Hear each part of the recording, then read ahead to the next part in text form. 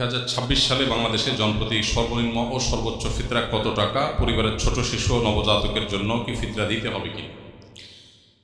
এই প্রশ্নের উত্তর হলো যে নবী করিম সাল্লাল্লাহু আলাইহি ওয়াসাল্লাম বলেছেন, যাকাতুল ফিত্র তুহরাতান লিস-সাইমি আনিল লাগবি ওয়ার রাফাস ওয়া তু'মাতান লিল মাসাকিন। অর্থাৎ ফিতরা হলো রোজাদারের রোজাকে রিফাইন করার জন্য। রোজাদার রোজা রেখে ভুল কিছু বলে ফেলে, অহেতুক কোনো কথা বলে ফেলে, কোনো কাজ করে থাকে যেটার ফলে রোজার গুণগত মান ক্ষুণ্ণ হয়, এ সকল ত্রুটি বিচ্যুতি থেকে রোজাকে পরিচ্ছন্ন এবং পবিত্র করবার জন্য ইসলাম ফিতরার বিধান দিয়েছে।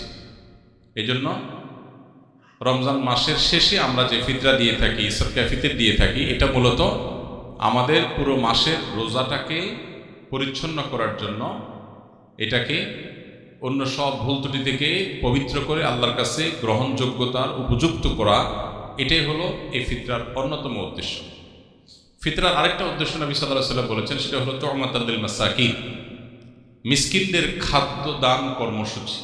পৃথিবীর ইতিহাসে এটাই সম্ভবত সর্বপ্রথম ব্যাপক এবং সমাজের সর্বস্তরের মানুষের জন্য, দুস্থ মানুষের জন্য খাদ্যদান কর্মসূচি। আজকের পৃথিবীতে বহু খাদ্যদান কর্মসূচি, কর্মবিনিময় খাদ্য, নানান প্রজেক্টের কথা আমরা জানি, কিন্তু ১৫০০ বছর আগে আল্লাহ নির্দেশে নবী করিম সাল্লাল্লাহু আলাইহি ওয়াসাল্লাম রমজানের শেষে সকল রোজাদারদেরকে, সচ্ছল রোজাদারদেরকে যে ফিতরা দেওয়ার নির্দেশ করেছেন, এটার উদ্দেশ্যই হলো যে ঈদের একটি দিন অন্তত সকল অসহায়, দুস্থ, গরিব, অভাবী মানুষের বাসায় খাবারের ব্যবস্থা যেন থাকে। আজও পর্যন্ত পৃথিবীতে যত খাদ্যদান কর্মসূচি আছে, এর কোনোটিকে আল্লাহর দেওয়া ইসলামের এই ফিতরা ব্যবস্থাপনার সাথে কোনোভাবে তুলনা আপনি করতে পারবেন না। এক যুগে গোটা বিশ্বের এত অভাবী মানুষের খাবার অন্য কোনো ইস্যুকে কেন্দ্র করে পৃথিবীর কেউ আজও পর্যন্ত দিতে পারেনি, যেটা রমজানকে ঘিরে ফিতরা কেন্দ্রিক খাদ্যদান কর্মসূচি মুসলমানরা গোটা বিশ্বব্যাপী করে থাকে। তো এই ফিতরা সম্পর্কে আমাদের অনেকেরই জানার থাকে, এবছর ফিতরা কত, এটার মূল কনসেপ্টটা আমাদের একটু জানা দরকার। ফিতরা কি প্রতি বছর চেঞ্জ হওয়ার জিনিস কিনা? আমরা প্রতি বছর তো ফিতরার দাম, মূল্য নির্ধারণ হয়ে থাকে। তো এটার উত্তর হলো যে ফিতরা যেহেতু খাদ্যদান কর্মসূচি, খাদ্যের পরিমাণ, পরিমাপ এটা শরিয়া ঠিক করে দিয়েছে। খাদ্যের মূল্য দিয়ে যদি ফিতরা আদায় করা হয়, তাহলে সেক্ষেত্রে খাদ্যের মূল্য তো উঠানামা করে, সেই হিসেবে ফিতরা কত হয় এক এক বছর এক একটা হতে পারে। নবী করিম সাল্লাল্লাহু আলাইহি ওয়াসাল্লামের হাদিসে গম, আটা, জব, খেজুর, কিশমিশ এই সমস্ত খাবার দিয়ে মূলত ফিতরা দেওয়া নির্দেশনা নবী সাল্লাল্লাহু আলাইহি ওয়াসাল্লাম দিয়েছে। এখন এই খাবার কি পরিমাণ দিতে হবে, এখানে আগের যুগে যে খাবার মাপার যে বিভিন্ন পাত্র ছিল, ধামা জাতীয় বিভিন্ন সাইজের, সেই পাত্রের পরিমাপের মধ্যেও একই পাত্র এক এক এলাকায় এক এক রকম ছিল। এরপর ভিত্তি করে সামান্য এদিক সেদিক একটু কম বেশি এর পরিমাপ এর ব্যাপারে ওলামাদের মত পার্থক্য আছে। তো আমরা যেহেতু ইস্যুতে সাধারণত যেটা সবাই করি, সতর্কতামূলক ভাবে একটু বাড়িয়ে আমরা দিয়ে দিই। তো এই হলো ফিতরা ব্যবস্থাপনার মূল চিত্র। পরে এক সময় ফুকাহায়ে কেরাম অনেকেই গবেষণা করলেন যে নবী করিম সাল্লাল্লাহু আলাইহি ওয়াসাল্লামের সময়কার পৃথিবীতে সাধারণত পণ্যের বিনিময়ে পণ্যের কেনাবেচা হতো, মুদ্রার বিনিময়ে পণ্যের কেনাবেচা খুবই কম হতো। এখন যেমন পণ্যের বিনিময়ে পণ্য, মানে কেউ চাল দিল, চাল দিয়ে সবজি নিল, এটা যেরকম খুব রেয়ার কেস, সে যুগে মুদ্রা দিয়ে কেনাবেচাটা খুব কম হতো। বিশেষ করে স্থানীয় বাজারগুলোতে মানুষ মুদ্রা দিয়ে পণ্য কেনাবেচা যেমন করতো, আবার পণ্য দিয়ে পণ্য কেনাবেচা হতো।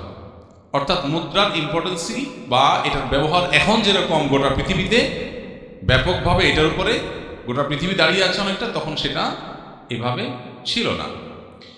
এখন গরিবের জন্য খাদ্য দেওয়ার চাইতে নগদ টাকা দিলে তার সুবিধা অনুযায়ী খাদ্য কিনে নেবে, সেটা অধিকতর উত্তম কিনা, এটা হলো প্রশ্নের ব্যাপার। অনেক হলো আমাদের মতে এটা যেহেতু গরিবের জন্য বেশি উপযোগী, তার সুবিধা মতো কিনতে পারে, এই জন্য ফিতরা মূলত খাদ্য দান ব্যবস্থাপনাই। তো টাকা দিয়ে দিলে তার মতো সুবিধা করে সে কিনতে পারলো, এ হলো মূল বিষয়। এখানে একটা বিষয় বলে রাখি, আমাদের মতো দেশে অবশ্য বহু মানুষ আছে অভাবী, যাদেরকে ফিতরা দেয়া যেতে পারে, এরকম অভাবী গরিব মানুষ আছে, কিন্তু পৃথিবীতে অনেক দেশ আছে যেখানে আসলে এরকম সারা দেশের মানুষের খাদ্য দেওয়ার মতো এরকম উপযুক্ত মানুষও খুঁজে পাওয়া যায় না খুব বেশি। যেমন সৌদি আরবে আমি দেখেছি গরিব মানুষরা ফিতরার চাল তারা খাবার দিয়েই দেন। সৌদি আরব ওলামা একরাম টাকা দিয়ে দেওয়া এর প্রবক্তা নন, তারা খাদ্য দিয়েই দেন, সাধারণত চাল দিয়ে দেন।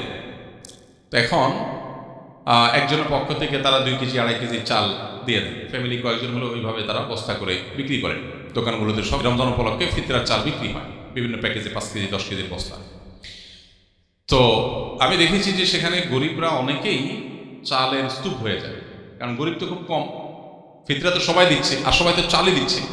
তো এমনও দেখা গেছে যে গরিব মহিলা উনি পিক আপে করে মসজিদের সামনে আসছেন চাল কালেকশন করার জন্য, এবং এটা কমন চিত্র সৌদিতে। সবাই যে পরিমাণ চাল দিচ্ছে, উনি পিক আপ রেখে দিচ্ছে সামনে, রেখে বসে আছে, সবাই চাল এনে এনে ফেলে দিচ্ছে, পিক আপ স্তূপ হয়ে গেছে। পরে এই চালটা কি হয়, বাংলাদেশি ইন্ডিয়ান যারা সেখানে শ্রমিক বা প্রবাসী আছেন, অনেক সময় দেখা যায় যে চাল দাতা কিনেছেন 30 রিয়াল দিয়া, ওই যে মহিলা বিক্রি করতেছে 15 রিয়ালে, প্রবাসী বাংলাদেশি বা অন্য যারা আছে তারা সেটা কমে কিনে নেয়। তো এটাতে দিন শেষে আসলে ওই যে গরিব যে তার ক্ষতি হলো, অর্থাৎ লসটা মূলত তার হলো। এটা একটা বাস্তবতা।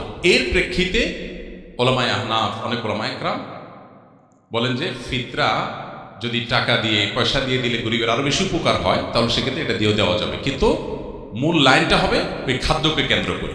কথাটা বোঝা গেছে? তো সেই হিসেবে এই বছর সম্ভবত 110 টাকা সর্বনিম্ন, কারণ যে ফিতরা তো কিশমিশ দিয়ে দেওয়া যায়, গম দিয়ে দেওয়া যায়, খেজুর দিয়ে দেওয়া যায়, অতএব ভ্যারি করে। যখন আপনি সবচেয়ে ভালোটা দিয়ে দিবেন, পরিমাণও কম বেশ আছে, এক একটা এক পরিমাণ, তো সবচেয়ে ভালোটাতে যখন দিবেন তখন দাম অনেক বেশি হবে। এই জন্য সর্বোচ্চ ফিতরা এবার ধার্য হয়েছে সম্ভবত 2800 টাকা, আর সর্বনিম্ন 110 টাকা। তো এই যে টাকা, আপনি কি টাকা দিবেন নাকি খাদ্য দিবেন? এটা যদি বলেন, আপনি যদি কোনো গরিবকে খাদ্য দিলে তার উপকার হবে আপনি জানেন, কোনো সন্দেহ নেই। আমাদের দেশে বহু গরিব আছে যাদের খাবার দিলে আসলে চাল কিনে দিলে, ডাব বাজার করে দিলে তার উপকার হয়, তো আপনি খাদ্য দিয়ে দিবেন। আমি ব্যক্তিগতভাবে সাধারণত ঈদকে কেন্দ্র করে ফিতরার জন্য গরিব কোনো পরিবারকে সবার পক্ষ থেকে আমি চাল কিনে দিই, আর এক্সট্রা হিসেবে নিজে থেকে ঈদ উপলক্ষে আরও কিছু খাবার মুড়ি টুড়ি কিনে যাতে করে সুন্দর তারা খেতে পারে, এটা করি। এর শরীয়ত আমাকে শরীয়ত নির্দেশ দিয়েছে শুধুমাত্র আমাকে মৌলিক খাদ্য যে চেষ্টা দিতে, তার পাশাপাশি অন্য কিছু নফল হিসাবে আমি দেই, এটা আমার নিজস্ব চর্চা।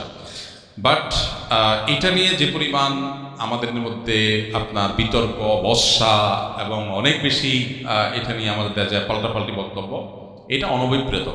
ওলামাদের এই সমস্ত ইজতিহাদি বিষয়গুলোতে, গবেষণাগত বিষয়গুলোতে একেবারেই আপনার জাবর কেটে কোনোটাকে সঠিক কোনোটাকে রং বলে আমরা সাধারণ মানুষ অন্তত সোশ্যাল মিডিয়াতে এটা নিয়ে পাল্টাপাল্টি করা কোনো অবস্থাতে উচিত না বা গ্রহণযোগ্য না।